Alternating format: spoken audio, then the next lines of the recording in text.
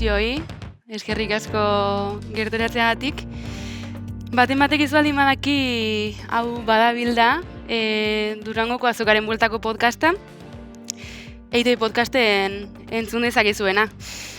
Ez dakit aurreko atalak ikusiko zenituzten, baina honen aurretik beste 5 atal grabatu ditugu, eta azaroan zehar ateratzen joan gara, EITB podcasten edo YouTubeen ikusgai dituzuenak. Atal bakoitzean 3 lagun gonbidatu ditugu, beti ere kulturaren bueltako gai batetaz hitz egitera edo inerten ere eztabaidatzera. Eta gaurko hau berezia da, ze azkena izateaz gain zuzenean ere bada eta publiko baten aurrean, eta horrek beti aldatzen du dena pixkat. Eta gaurko atalari dagokionez, aurreko 5 izan dira pixka bat gaurko mamia baldintzatu edo ekarri digutenak. Egin duguna izan delako, aurreko 5 ataletako bakoitzen etorri diren 3 gonbidatuei eskatu diegu favorez azken atal hontarako galdera bana edo bat baino gehiago uzteko. Hasiko nahi zuzenean aurkezpenekin, ze denboraz ere ez gabiltza soberan. Amankai Gaztañaga urteak dira oholtza gainean dabilela, ikusi dugu kantuan Grises taldearekin, momentu honetan Renata izeneko lanaren sormen prozesuan zabiltza, eta gainera aurtengo azokara etorri zara Martin Martina izenburu duen trilogiaren lehenengo 2 liburuekin. Beñat Sarasola literaturaren bueltan aritzen da batez ere, kulturkritikari, itzultzaile, editore eta idazle ere aritu da. Aurten ere zu ez zara esku txikeldu Durangoko azokara, Beñat, izan ere 2. eleberria kaleratu duzu duela gutxi, Coca-Cola batzurekin izenburupean. Idoiaren dako ere ez da lehenengo azoka, duela 3 urte aurkeztu zuen bere lehenengo diskoa, eta orain txela betik atera berri dauka 2. Bere diskotaz aparte ikusi dugu ere beste musikari batzuekin kolaboratzen eta. Eta hori denboraz ere soberan ez gabiltzanez, sartuko gara zuzenean mamira ongi iruditzen baldin bazaizue. Landu genuen agin etzen lehenengoa izan, baina galderetan bai. Kultur transmisioa zaritu ginen Kiliki Fresko, Kiki Amonarriz eta Iratxe Retolazarekin. Kriston Meloia, baina lasaize. Galderako katuko dugu pizkat gehiago. Bai, uste dut transmisioaren gaia badela azken urteetan, baina azken aldian batez ere nahiko mai gainean eta gainera kezka puntu batekin dagoena. Azokan gaudela baliatuta, ze paper uste duzu duela Durangoko azokak kultur transmisioaren auzi horretan? Ni hasiko naiz, ez zarrena naizelako, baizik eta tokain zaitelako. Nik uste tolako guretza badala referente bat, ez? Durangoko azoka erreferentiak dia beharrezkoak, derrigorrak esango nuke, da nik bai badakat rekuerdo bat, netzat oroitzapen bat, karo, hain Durangoko azoka asko hasi da, ez? Eta ja da toki bat, pixkat gure meka bezala, ez? Beti itzultzegean etxia, urtero itzultzegean etxia, eta nun bazauden olako txoko edo intimidade baten zure hizkuntzakin naiz eta hainbeste jende inguratzean toki bat izan. Ta ni txikitan, Asterista Obelizen oso zalian itzan komikiana, eta beti ote ginean Durangoko azokan zai, bertan ateatze zialako euskeraz komiki hauek. Beste toki guztitan ja erdera zeuden, eta kristona zan, zen naizta hain zaliak izan, guretzat bazeon zerbait zala oso intimoa zala honea etorri eta liburu hori erosi euskeraz. Ta ja etzan bakarrikan euskeraz zalako, jazan komunidade baten parte sentitze zinalako, eta netzat Durangoko azokak badaka hori. Osea, komunidade bat eraikitzeu, komunidade horren parte sentiarazte zaitu, eta urtetik urtea komunidade hori haunditzen edo azten doala ikustezu kanpotik. Eta horrek olako indar bat bezala mate izu barruan, ez? Pizte izu barruan, bai. Duela zenbat urte da hori? Puf, duela asko. Niko hainberretalau dazkat, honea etortze ginean, oso txikitatik, esango nuke 7-8 urte nitulanik. Ta nere gurasuantzaz, 7-8 hortzan guretzatzan toki bat, nun itzulpenak, bakarrik hemen, gero liburu den datan topa zitekeen itzulpenik, baina hemen bazenekiten, bazeola nahi genuen dana, ez? Eta nere gurasuantzatzan, derrigorra, honea etortzea, eta guretzat ere bai. Bai.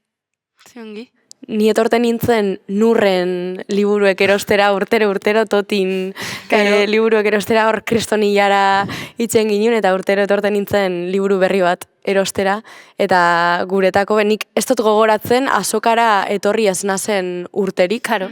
Guretako zan, abenduko zubixen esan inor joeten oporretan, aramaixon, eta gordetzen ginen kuadriakoek lehenengo gurasuekin, eta gero hausitxo egitzen nien kuadriakoek gordetzen ginen egun bat, eta etorten ginen autobusien egun pasa Durangora, eta bueltatxuen mun hemendik, liburuek erosi, gero erreferentiek ziren artistekin argazkisek atara, eta horre gauzak, Eta baina artista bezala, bigarren urtie da postu dauketen azokan, eta ikusten dut, banik bizitako hori beste alde batetik, ez?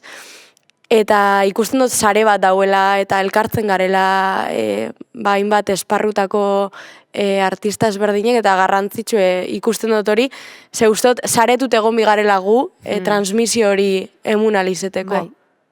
Bai, ni ados nago horrekin, segurazki ez dela, aukera asko urtean zehar, askotan gertu xamar dituzun idazleekin edo musikariekin edo egoteko elkarrekin leku espazio berean, eta hori ere nik uste oso importantea da transmisio horretan hori, ez? Eta azoka horretarako aukera izaten da. Gero azoka alde batetik da, nik esango nuke merkatuaren gauzak ere baditula, alegia batzutan haundiek espazio haundi hartzen dutela, txikiak batzutan igual invisibilizatua gertatzen direla, baina esango nuke azkeneko urteetaten azokak esfortzu egin duela bestelako ekitaldi edo begirada humanoago bat emateko. Ni goatzen ez 2007an etorri nintzen lehenengo aldiz nire lehenengo liburuarekin, eta orduan ez egona hotxenea ere.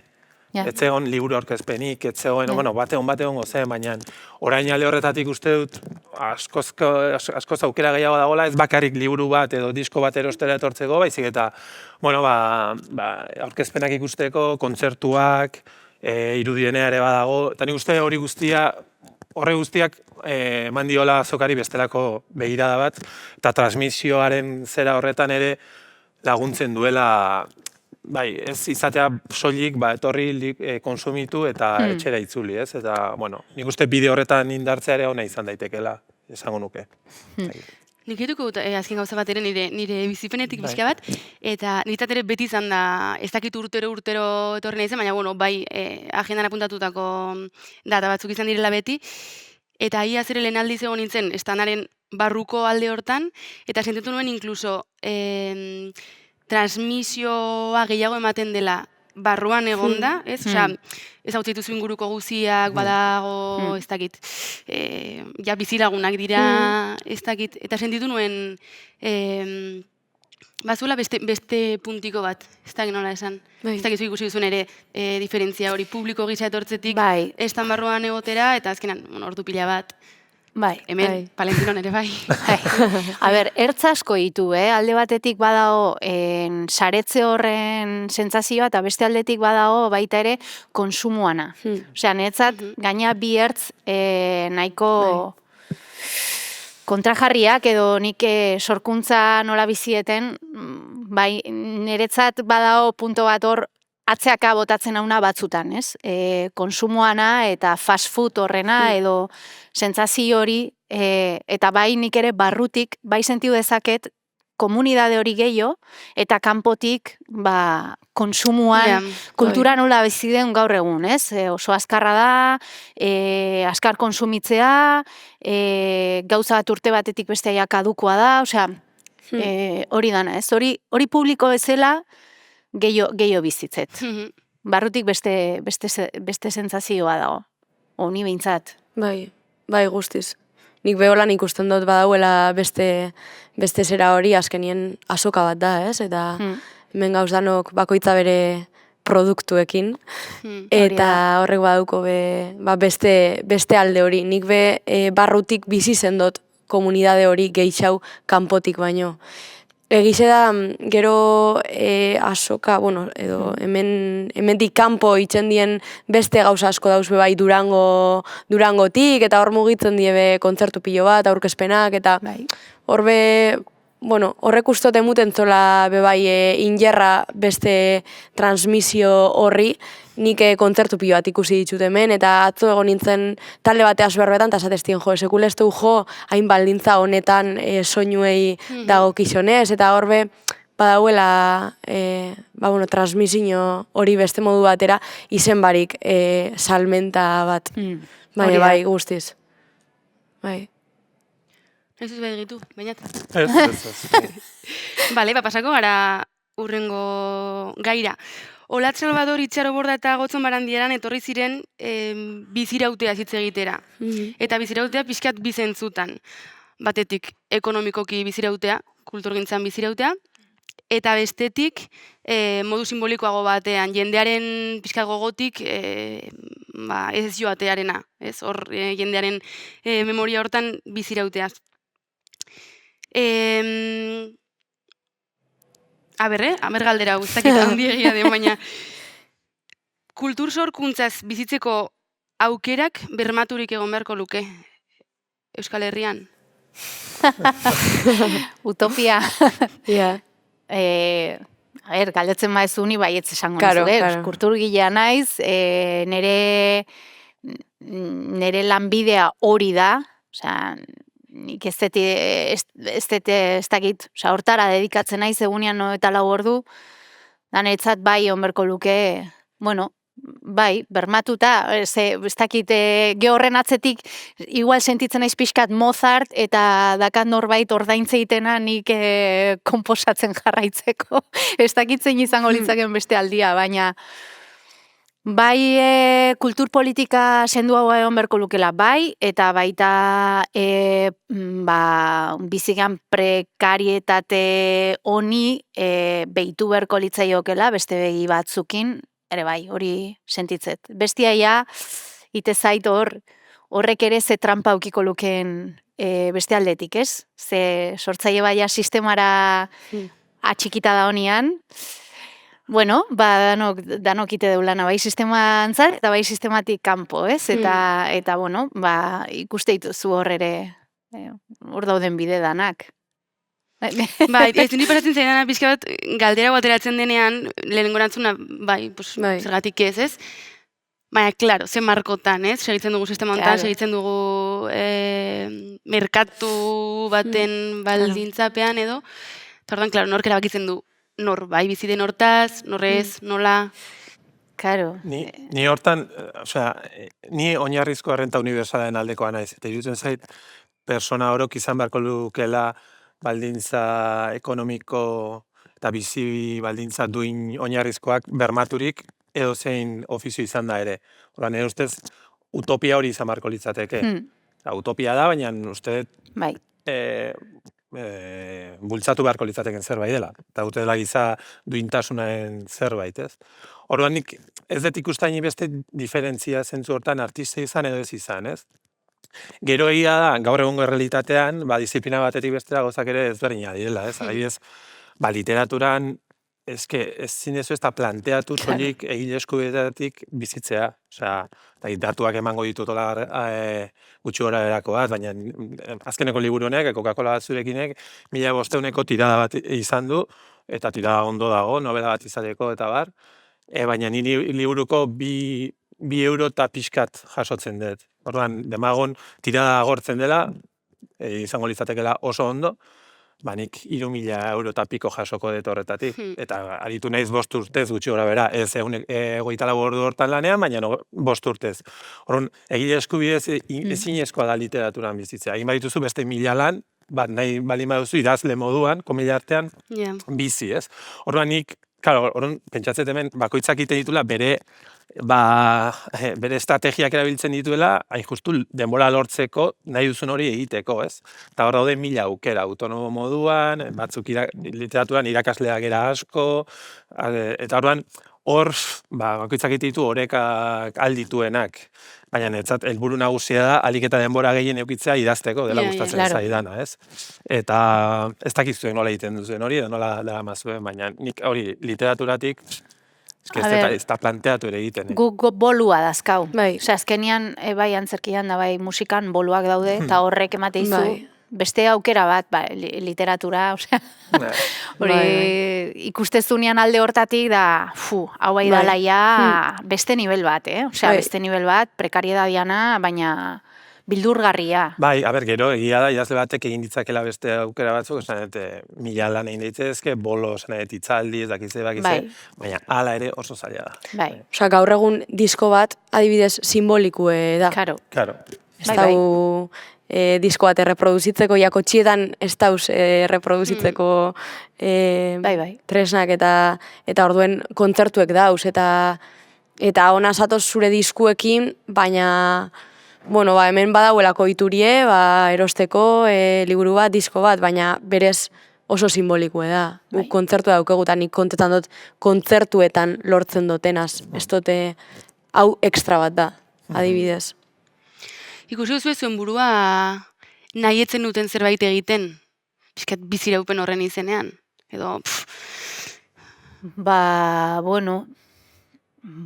igual, ni hortan nahiko zorrotza izan naiz, baina hala ere, batzutan esan dezaket igual transgrediu detela nire, ze hori gero naiz persona bat igual gustatzaitenak kolokatzea toki, ezain, konfortzonatan, neuren ere burua probatzeko, ez? Baina, bai, egia da, gaina aktore bezala, bai, batzutan, ikustezeala toki batzutan, esatzezula, abankai, honekin hipotekan zati bat, venga, guazen, eta horrez, bai, egia da gero guk kamikadaz kolektiboa sortu genula justamente hori ekiditeko, ez da hor oso seguru, babestuta eta gustoa sentitzea lanian, baina aktore bezala, bai, enaiz hasiko kontatzen. Baina bai.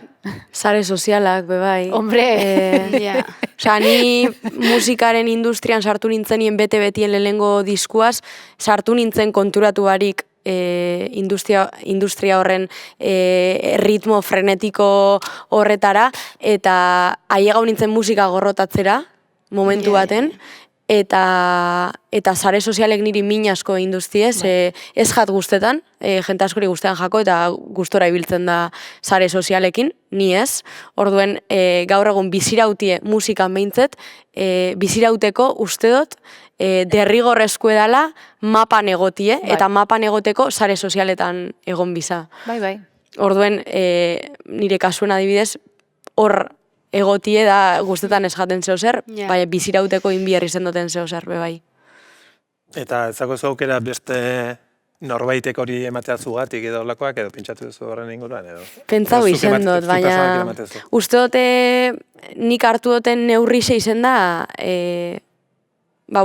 sare sozialak hemen dauz, hemen egon binaz, baina nik neurtukot norarte eta zelan.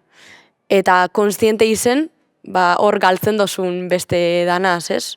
Azkenien ustot gaku edala, hori, konstiente izetie, galtzen dozunaz, erabaki bat hartzen dozun momentuen. Nik hau erabakitzen dut, erabaki honek beste hau dana dakar, ez? Bai, sare sozialana da temazo bat, Osea, bai. Guk ere, musikakin lehen urtean utzi genuen grises, baina bazeon zerbait bizirauteko, guretzat grises beti izan da proiektu bat oso bihotzekoa, oso familiarra, oso ondo emategea danok, eta repente ikuste zinan errueda batzutan, hor presente oteko errueda batzutan, ni enitzan sentitzen, osea, inundik inoa eroso, bitu hor musikan, bai ondia momentu asko zatezuna, zertan nahi naiz, ez? Hau interesatzeit, sortzeko modua hau interesatzeit, nere burua saltzeko modua hau interesatzeit, aktoren gane, edo kontua, Instagrameko kontua askotan kontutan hartzeue, produktoriak kontratatzeko, edo ez? Ja, hori guzi pasada bat. Zema jarraitzaile dazkazu, ez? Eta nola moitzezean sare sozialetan, niretzat sare sozialak jolas badia, eta nik horrit ditut, mamarratxada batzuk, sorprendentiak, baina hori da nere modua, pixka bat, eoteko taldi berian, nere burua azparreiteko, eta baita ere, sare sozialan roi hortaz parreiteko, ze, sartzen bazea hor, osea, nik ikusi jende asko benetan galtzen, bere burua galtzen toki hortan. Hor Gotzonek ere hori izaten zuen, ez? Aurreko podcast batean, nola, bere ustez jende batek ridikulo egiteraino, edo nolait beraien buruak ere ikuste dituztela behartutak hortara, ez? Nire kasuan, ni lan egiten dut irakasle moduan, unibertsitatean irakasle naiz, beraz, zer egiten dudan gustatuko litzaiakena, nire lanaen barruan gauza desente batzutan, ez? Egunerokoan, baina, edozein lanetan bezala. Orduan nik beste zatia, esan ezagun idazle edo idaztearena eta hori guztia, nahiko modu librean egiten duela esango nuke, hau da, alde horretatik privilegiatua naiz, hau da, nik erabakitzen dut, komila artean, naiz eta gero beti dagoen presioa, egoteko eta gauzak egiteko, baina ez dut presio ekonomiko hori. Eta nik uste hori ale batetik beste bide batzuk egon daitezke, ni hasi nintzenean, hasi nintzen ETB-en eraritu nintzen, lanean gidoilari bezala eta autonomo moduan eta beste modu batzuetan. Baina azkenean nik lortu dudan oreka da hori soldatapeko lan batekin eta beste guztia egiten dut gutxi gora bera nik nahi dudalako, ez? Baina horretik esaten dut nik uste disiplina oso ezberdina dela, eta nik adibidez ikusten dut musikari batek edo baita ere arte eszenikoetan eta gorputzaren presentzia hori taula gainean hori oso gogorra iruditzen zait izan behar duela, horri egunero edo maitasun handiz eramatea, ez? Eta alde horretatik idazle moduan ez zera hain egoera zaurgarrietan ikusten, eta pixkat okultuago bezala zaudela, ez? Eta nik uste alde horretatik bentaja hori badudala, ez? Naiz eta gero ekonomikoki lehen esan duguna izan. Orduan nik uste gauza asko direla, ez?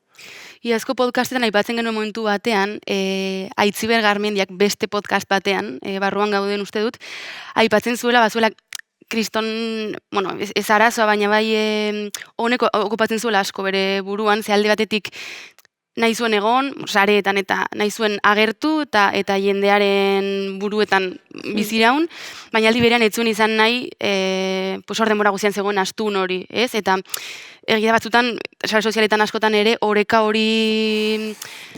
horrekin asmatzea zaila dela, ez? Nahi dut agertu, nahi dut jendea ez da dinidaz ahaztu, baina aldi berean ez dut izan nahi, hor denbora guztian hor dagoen astun hori. Nire ere hori, sare sozialena oso komplikatua da. Trampa bada. Eta gure buruai jarri dion trampa bat, eta gainea guk sortzaile bezala jarraitze duna elikatzen, ustet. Eta bai, badakit hizkuntza berri badala, badakit gazteak oso hortikan harremantzeiala, baina ustet sortzaileok ere, nahi adibidez, superrados nago zurekin ni literatura probaudet, eta netzat izan da batzutan, hain hor gero beste lan batzu dabe, zure buruak indazkazun bildurrak eta transita horretuzun laberintuak, ez? Baina esposizioan kontu hori, izan da hain ederra, bapatian, ez? Beste toki batean sentitzea zu, etzeala diana bat zure gorputza, ez? Gero hor bizitzeituzun gauza horiek danak nolabait geratzeia hemen, eta sare sozialak niretzat da trampa handi horren beste punto handi bat, ez? Eta nik ezautzen jende bat, ez da hona sare sozialetan oso ezaguna dana, eta baita ere, bizi daiteke horrela. Baina, autuak dira eta ez autu errexak. Egon gara izketan pixkat prekarietatea, bizirautearen hontaz, beste atal bateko gaia izan ziren sormen prozesuak. Eta, lotura zuzena dutelako, askotan ateratzen zen berriro, baldintza duen kontua, eta hori guzia. Idoia Tapiarekin, Maite Errota Jauregi Mursegorekin, eta Javi Ojinagarekin egon ginen ontazizketan, eta Javik, bideo gintzan eta aritzen da, bideoklipak eta dokumentalak eta egiten dituzte, Arrigurin aritzen da. Eta kontatzen zigun nola, beti ari diren egiten lan nahiko modu prekarioan, baina hainbatean hori hautatzen dutela, ze bestela elitzateke deus egonen. Eta jartzen zigun adibide bat zen, haien herriko musika talde batek nahi zuen bideoklip bat egin, baina oso aurrekontu mugatua zuen. Eta hauek erabaki zuten proiektua hartzea, zekitelako, haiek egiten espaldin bazuten, diru horren truke, haien lagun hauek geratuko zirela bideoklipik gabe. Eta honekin galdetu nahi dizudana da, ze puntutaraino gauden edo egon beharko genuken prest baldintza prekarioetan lan egiteko, jakinda bestela agian, ez dakit galduko litzatekela lan hori. Kontu zibilu erreko zerbait da, ertetz zainei. Ez dakit. Bakatu eta kontuan izan da, Euskal Herrian gaudela, eta ere, marko honek beste baldintza batzuk ere jartze dituela, uste dut. Bai, kontutan eukiorezu beti zuk prekariedadian lan aiten bazu, beste batzuk ere bultzatze dituzula prekariedade hortan sartzea. Osea, bai ertetze zait, norbeak erabakitzeula noski nola in lana, baina nik guk adibidez Kamikaz kolektiboan auto badakau da, aldik eta prekariedade gutxien pasatzia. Horrek esan nahi baldin badu lan bat, adibidez, gaur ordutegi hau da, honeaino iristegea.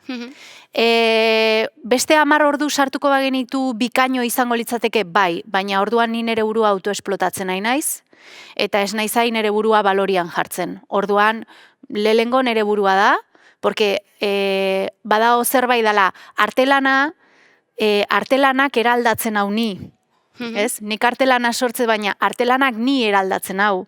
Orduan nik artelana sortze zertarako bakarrik ikusia izateko edo ni eraldatzeko, ez?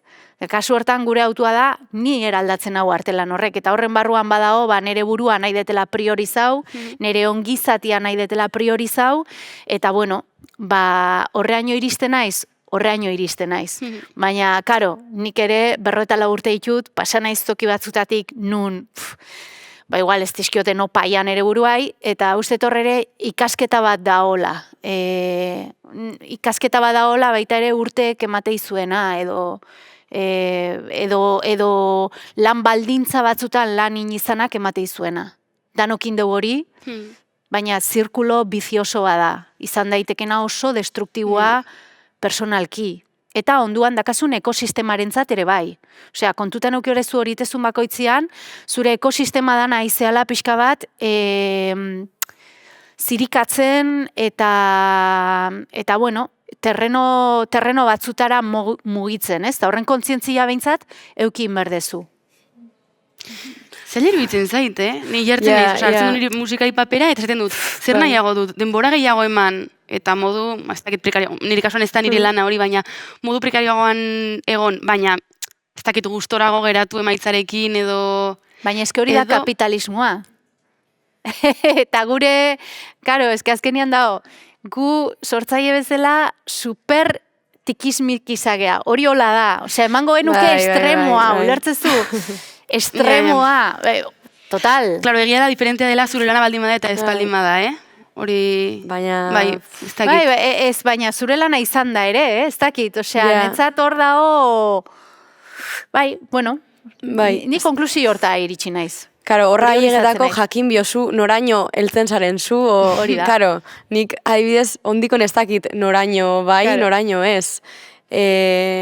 Oso erreza da hor sartzie. Nik adibidez, nire aiztiek beti botate oste bronka, ze beti esaten dut, haiegetan jate lan proposamenen bate badana, apur bate, prekario haue, ez dakit, beste esfortzu oso extra bat inbioten zeo zer, eta beti nire erantzune da, venga ingot, ejate zebe kostetan.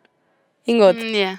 Ez, eta ni aizti beti esatu ez da bersolen, ez jatu lezebe kostetan gero zauz, errebentaute, kristone estresakin, ansiedadea, eta momentuen igual zuk ez tozu ikusten, ez? Da igual Claro. kanpoko gertuko jendia aukitzie apur bate hankake lurrera ekarteko eta esateko, a ber, seguro? Bai. Importantie da, ze niri askotan niri bakarrik egongo nintzen, niri kostetan ez esati, adibidez. Bueno, ni naiz hori, Osea, horreatik buelta bat indet, Claro, kristona, claro. Ta ni adibidez belaunian dakatzea nire punto de bila eta segituan gorputzak hitz egiteit, eseteit, ja rebentauta zaude. Osea, ni ella unitzan momentu batean rebentauta neon, da orduan ja hor, esatezu, bale, guazen pixkanaka eta alare, izan naiteke autoesplotatzaile onena. Osea, hortan oso ona naiz. Bai, gu gara Oso ona handizena, naiz, bikaina, baina, karo, zer da hori, ez? Zer da? Bai, nire kasuan ez zaket errezeta bat denetako, ni funtzionatzen dut, asko baloratzen dut, nork eskatzen ari zaidan zer, ez? Eta, bueno, orduan badaki jende batei, debalde lan egiteko prest nagola, baina esate baterako instituzio publikoak eta horrelakoei, hoiei bai exigetzen dira da, baldintza duin batzuk. Gero bestei, ematen diet, beste modu batean, ez? Jasotzen dut dirua beharrean, elkarte batek, txiki batek eskatzen dizu joateko irakurle talde batera, eta askotan igual pagatzea izutena da bidaia baino gutxiago. Baina, bueno, baloratzen dut beste zerbait, ez? Hori beste norbaitekin ez nuke egingo. Baina, claro, hori dago lotuta lehen esan dudanarekin. Nik nire bizibidea bermatua daukat, ez? Baina nik uste hori ere bai baloratu behar dela, ze bestetik ere egia da lehen esan dudana, ni liburu bategatik 2 euro eta piko, 20 euro balio du, 2 euro eta piko jasotzen dut, ez? Autore bezala.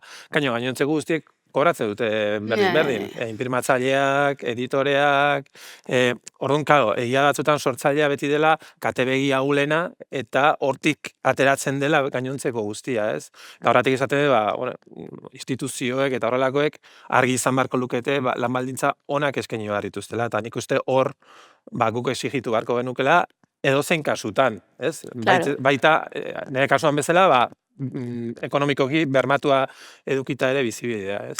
Claro. Hor mobidea da, lan baldintza duinak edo onak ez daudela, ez ditula deusek arautzen, ez? Eta, bueno, nik musikaren mundu ezautut bizkat gehiago, baina beti da, ez dakit zenbat diru duen jende honek, ez dakit zertan dabiltzen, ez dakit bolondresak diren, ez dakit baden norbait diru laguntzari duten, eta beti bili behar duzu pixka bat, Claro, musikan... Gauza labur bat, horrekin lotuta, justo, itzultzaileek adibidez, garai batean, itzultzaile elkarteak proposatu zituen tarifa estandar batzuk, duin batzuk, baina ez dakit kompetentziaren kontu batzuk zirela eta behartu zireten kentzera.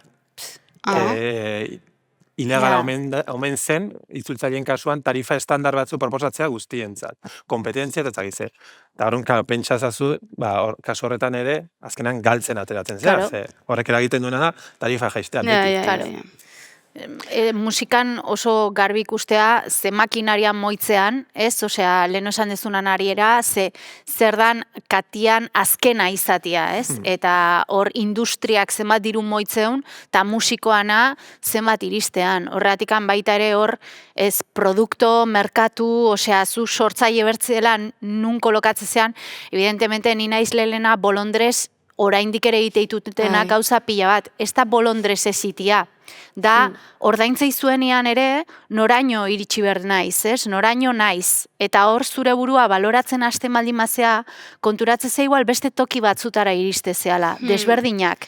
Desberdinak zuretzat, Horrek ez du esan nahi, desberdinak ez dakin nun, osea, ni naizelako hori, osea, iten nahi naizen hori, haida ni eraldatzen, momentu hortan. Orduan, karo, ikasketa zein da niretzat, ez? Eta pixkat hori da nire, ez dakit, iritsi naizen konklusioa, sartu dituten 8.000 ordu eta gero furgoneta urdin baten viajatzen Espainia osotik kobrau gabe, askotan, orduan, karo, kobrau gabe nik, osea, taldiak bai, baina nire aino ez da iristen hori, orduan, karo, hor ere, nun, nola, zer, Karo, Gotzon Barandiarenek ere justu aipatzen zuen honen bueltan, sorkuntzatik jende asko bizi dira Euskal Herrian, baina ez direla sortzaileak. Claro. Ez, dela hor inguru hortan Hombre, dagoen claro. jende hori guzia. bueno, hemen gaude, esan nahi dut, hau dana ere, toki bat inbertzaio honi, badakit igual hau ezin dut esan hemen, baina da, hau ere da, realidade bat. Bai. Gu hain produktu bat gea,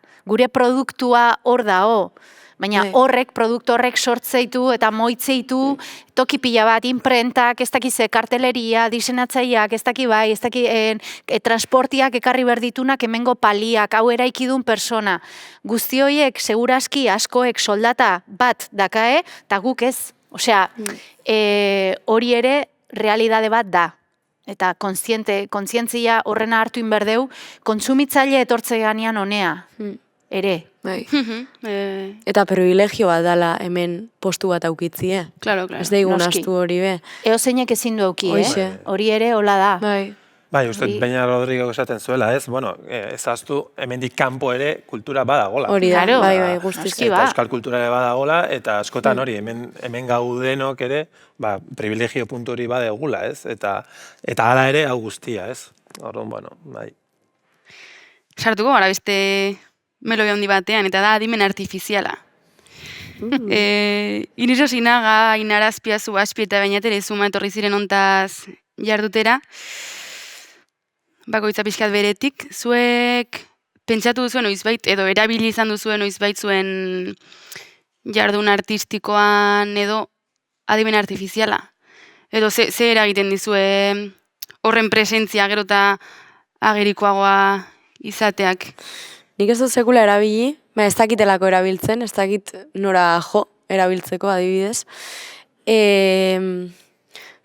Ez dakit apur bat malroio apur bat sartzen jat pentsu da dotenien hortan, baina konstientenaz badala gaur egun oso presente daukagun zeo zer, eta gure gizartien sartu dala bete-betien, eta ez dakit zelan ingogun hori horreaz bizitzeko, edo horreaz aurrera itxeko, izen barik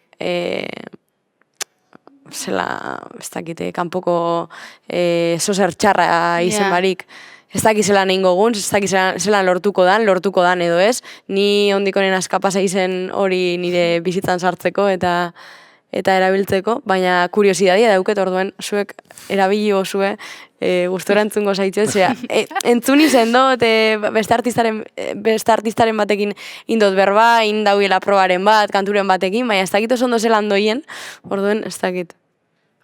Ni sorkuntzarako ez dut inoiz erabilizan, nik erabilizan dut, itzulpen batzuekin laguntzeko erabat dominatzen ez ditudan hizkuntzetan, holako gauzak egiteko, demagun inglesezko testu bat idatzi eta hori hobetzeko eta horrelakoetarako, eta idazan oso emaitza honak ematen ditu. Baina literaturaren ikuspuntutik, behintzat nik ulertzen dudan literaturaren zentzuan, iruditzen zait ez dela iristen, hau da, zerotik ez dela gai izango, hori pentsatu nahi dut, inoiz inteligentzia artifiziala gizaki batek egiten duena egitera, gizakiaren konplexutasuna askotan uste duguna, baina askoz ere zabalagoa da. Eta gainera, inteligentzia artifizialak lan egiten du probabilidadeekin, ez? Hau da, probableena da, eskatzen diozuna, aurretik egin duena aztertzen du eta patroiak erabiltzen ditu. Eta uste, neurri handi batean artea eta literatura eta dela patroioien kontra joatea. Eta hori gizakiak egin dezake asko hobeto makinak baino esango nuke. Eta nik uste alde horretatik, agian, literaturan kasuan, literatura mota bat, igual galtzen aterako da, eta agian hori ordezkatu izango du, baina ez dut uste literatura osorik ordezkatu izango duenik inoiz inteligentzia artifizialak, igual oso naifa naiz, eta hemendik 10 urtera ona gatoz, eta ja dena desmontatua dago, eta ez dago zer, baina nik hori pentsatu, irutzen zait hori hola izango dela, ez? Eta bere garaian esateatuko argazki gintzak edo zinemak eragin zion literaturari, asko, baina eraldatu zen, literatura bera eraldatu zen eta jarraitu zuen. Eta nik uste orain ere hori gerta daitekela. Zer gustuzu gehiago aukera gisa mehatxu gisa baino? Ze gustatzen horrela esatea, hori alde batetik da horrela, baina bestetik egia da, implikazio ekonomiko sistema barruan handiak, eta korporazioek erabiltzen dutela inteligentzia artifiziala zentzu batean, norabide bat duela, ez? Eta hori, bueno, ustez podcastean eta oso ondo aztertu zirela horreko podcastean, eta hori, ez, ustez zure aipu bat erabiltzen zenuen, ez, esaten zen, ezagin nork esaten zuen, nik nahi duena da teknologiak konpontzea, eguneroko gauza astunak, eta ez sormena, ez, hain justu, ez? Eta hori ezin dugu ahaztu. Baina hori horrela izan da ere, nik esperantza dut, azkenean, literatura moldatuko dela, eraldatuko dela, eta beste bide batetik joko duela. Bai, nik jolasteko erabilet. Osea, grazia iteite Skyneten histori dana. Nik uste kontrolatzen bat. Ez, Skynet da, bueno, Terminator, ni oso frekila naiz. Osea, hor bazion, adimenak artifizialak egunen baten inbadiuko gaitu eta zeuko gaitu ez. Nik erabiltze tanteatzeko. Eta baita ere herramienta bezala iruditzen zait zerbait ikasi berrekoa, ni neu hortan nabil. Osea, hori erabilgarria dalako gauza teknikoetarako, osea, tekstu teknikoak, baldimakazu, gero oso gezurtia da, hori ere konprobaudet, eta horre askotan hola fiatzegean gu, edo bildurra emateigu ez, dana daki ez, osea, dana ez daki, eta gezur asko esateitu, eta rebisain berdia gezur hoiek, eta bueno, nik hasieran atea zanean intzian olako impacto moduko bat sortzaile bezala, oain geru eta gutxio ze proba atzukin ditut baitare gidoi gintzarako eta bar da esateta ber. Osea, hau da el ABC, baina menos del ABC, orduan. Bueno, oandik asko falta zaio, Ez da erabilia inbeste bez sorkuntzan, ez? Edo, igual nien asentera, nik uste tekstu mota batzutan da, bai, eta jende bat aidalaia hortik idazten, oain da oso modan literatura romantiko hau, ez oso, dana oso, daka olako estruktura jakin bat eta listo. Eta nik uste hor, eta ilustratzaileak ere, bada gremi bat dagoena pizkator. Bai, baina asko trasteatu berdezu, Osea, bestela beti daka kutsu bat, hori da, ez, perfekzio arraro bat, makinak dakana, ez humanoa. Nik esan biot, Beatlesen kantu berri bat atara zauen John Lennonen ahotzaz, ni hor bihurtu nintzen, guztiz, baina, ikusi dut, igual hoxe naz asko entera, baina musikan bintzet, ez tala bez gerora ez dagoela inbez kriston bidie adimen horren artifizialak. atzetik ere dago jende bat oso ondo erabiltzeuna, horren atzetik ere sortzailea dago. Bai. Nik uste, zuk etxean ezin zu jarri eta Beatlesen abesti, da sortzaile bat erabiltzeuna adimena soriteko, ez? Nik uste hori gaineaneko publizidea izan zela, ze gero ni arakatzen ibili nintzen, eta gauza asko grabatua zeuden, hau da, Lennonen ahotsa grabatua zegoen, gitarrak uste grabatuak zeudela, eta gero erabilizutela adimen artifiziala gauza batzuk ajustatzeko bezala, hau da, ez zela zerotik dena sortu zela, ez? Orduan, batzutan ikuste ere horrelako notiziak ematen direla, adimen artifiziala ematen dula dela sekulako ezakize, eta gero, ikusi beharko dela ere bai, ez? Eta gero dago baldintzen, hau da, nola baliatzen dituen adimen artifizialak, sortzaile asko urtetan egin dituzten lanak, ez? Eta sortzaile horiek ez dutela kobratzen ezer. Hori bai. Hori da temazo bat. Hori da. Osa, testuak, erabiltzen dira testu pila bat, korpusak, eta testu horiek idatzi dituzten idazleek eta ez dute zer jasotzen, ez? Hori ere, bai. Ez dakit. Hor da temazua gehiago. Bai. Baina Terezuma honek aipatzen zuen berez, tresna gisa, tresna bat dela eta tresna ezin dela txarra ez ona izan, baina bai, bera teknologia irakaslea da, eta aipatzen zuen berarentzat oso importantea zela, transmititzea ikaslei erabilera on bat. Hori ere, ez da inerraza. Baina, helduko da, nik uste gero eta presentago dagoela, edo gero eta gehiago konturatzen garela dagoela. Eta bukatzen joanen gara, azken gaia aterako dizuet mainstreama. Bada Euskal Herrian mainstreama existitzen ez dela dioenik, beste batzuk baietz, diferente izanen da musikaren munduan, literaturan ez dakit mainstream hitzare erabiltzen den ala ez, antzerkian eta ideiarik ere ideiandirik ez dut. Josune Arakistain, Sarazo Zaila eta Martin Ziriz etorri ziren ondaz hitz egitera, eta zuendako utzi zuten galdera izan zen ea zuen dako nolako alitzateken musika jaialdi ideala. Kontuan izan da gaia mainstreama dela, eta bueno, lotura zuzena dutela pixkat bi gauzek. Baina, bueno, itzegin mainstreamaz nahi duzuen lekutik ere. Ez duzu zertan galdera hau erantzun. A ber, mainstreama Euskal Herrian ez da gola, ez da izenek esan duen. Baina nahiko nuke berekin kafe bat hartu. Gorka urbizuk. Uau, bale, oso ondo, Gorka, kafe bat, bueno, ez duen esaten ez dagoela baizik eta ez dula zentzurik, hitz horrek, ez dula zentzurik Euskal Herrian, ja markoa... Bueno, ja, baina badauko... Ez nago bat nibez. Horrekin. Baina, bueno, mainstreama nere gorputza jasandu, orduan memori hori badakat barruan, hori utzi dezaket hemen. Eta festival mainstream bat, bueno, ez dakit. Ni gehiago, eta behitu izan gehala talde bat jaialditakoa, jaialdi topetakoa. Ni gehiago naiz igual, olako multitudiak bildurtzen hau, eta enuke inoiz olako festival bat alde ingo, ni neuk. Bai, nik galderie da iaz guretako zein dan musika jaialdi perfektu, ez? Bai, baina, bueno, ibali madiazu bestela ere mainstreamaz besterik gabe... Ni benaz jaialdi txikizen aldekue, baina hori ez dakidan nire gauza bat, nire guztetan jate herri txikisetan, natura giruen itzen dien jaialdi txikine, jente asko egon barik. Musikari gisa edo publiko gisa ere bai? Bizetara, usteot musika asko begeixau zaintzen dela, olako kontestutan. Ez dakit, askotan masifikazio horreik bideratzen dut zuela konturatu barik musikarisek eta musika bera ez zaintzera, apur badana doie gerozta leku handi xaue, gerozta jende gehi xau, eta zentzu horretan ni naz leku txikizen aldekue. Ez dakit horrek itzen dauen bat mainstreaman kontzeptu horreaz. Bueno, igual mainstreama bai dela...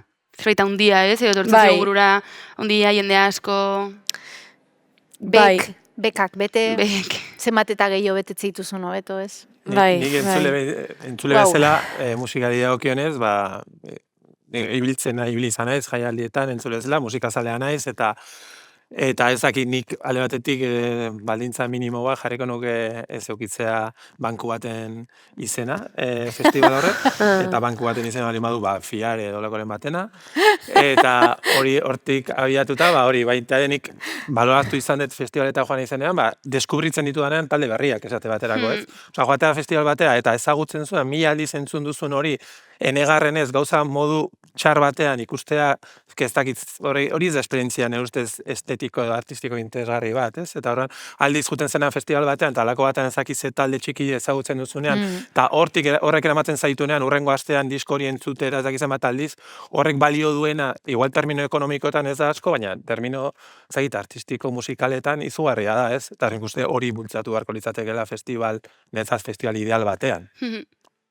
Pero ez dakit bat egiten zuen nirekin, baina azken aldean mainstream ez eta pentsatu dudanean, gehiago lotu izan dut jarrera batzuekin, ez? Osea, ez da inbeste, ez musika hau egiten dut, orduan hau mainstreama da, edo ez dakitzen bat entzule ditut, orduan hau mainstreama da, baizik eta hortara iritsi nahi duen jende batek, bueno, lordezakela asmatzen baldin badu bideekin, erabakiekin, edo ez, Ja, ez da edo ez, baina uste dut asko dagoela ere jarreratik edo ez nik norabide hau, edo bideo hartu nahi dut. Horrekin da, nik uste bintzat gure mailan euskal literaturan pentsatzen nahi naiz. Asko saltzeak, nire ustez asko saltzea ez da mainstream izatearen baliokidea inolaz ere. Da gehiago zuk ze konpromiso duzun, zure lanarekiko, ze jarrera duzun, eta badude, azken urtetan, liburu mordoa saldu dituzten idazleak, eta oso liburu honak atea dituztenak. Eta gaian alderantziz ere, bai. Nik ez nuke egingo ekibalentzia azkar hori, gehiago da logika bat, nik ikusten duana, ez dakit. Bai, guztiz. Ze, ustot badauzela antzokixek betetzen dituzten taldiek eta niretako estienak mainstream horretan sartzen.